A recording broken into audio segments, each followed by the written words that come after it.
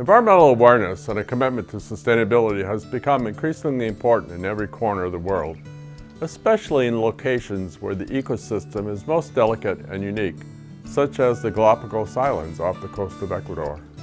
For the residents of the Galapagos Islands community to preserve the beauty and purity of their home, they need a way to effectively communicate with visitors about the need for their cooperation with initiatives aimed at protecting this unique environment.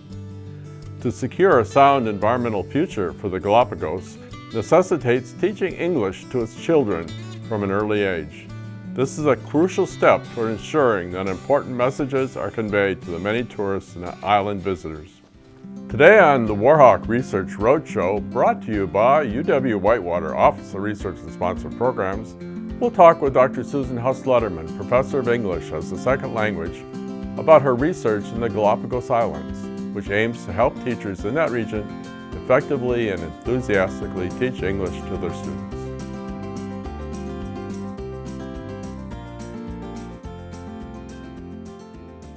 The Galapagos is part of the country of Ecuador, and in the most recent curriculum reform, it has been decided that English should be taught from second grade through high school completion, and for those students who are attending universities in Ecuador, they are to exit the university with a high intermediate proficiency level, which is basically fluency.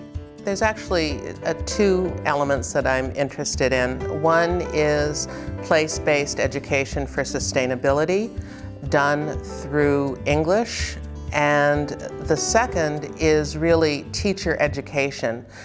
Many of the English teachers that we're working with have taught for a long time, but they haven't had benefit of professional development, or their college degrees may not be in teaching English.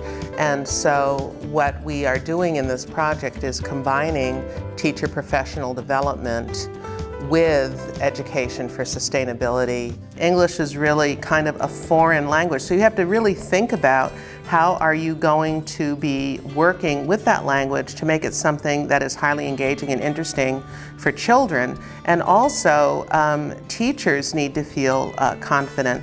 When you've been working with a language that is not your own language, and you may not have been prepared to teach it in a more contemporary way, you may just be reading from the textbook in the way that you were taught. The ultimate goal is to have the practice be self-sustaining, and that is starting to happen there. There are a lot of really important and interesting ideas that come not just from the places where English-speaking academics in the United States often go for information. So I'm very appreciative of the opportunities that I've had to work with people in other countries in the Americas.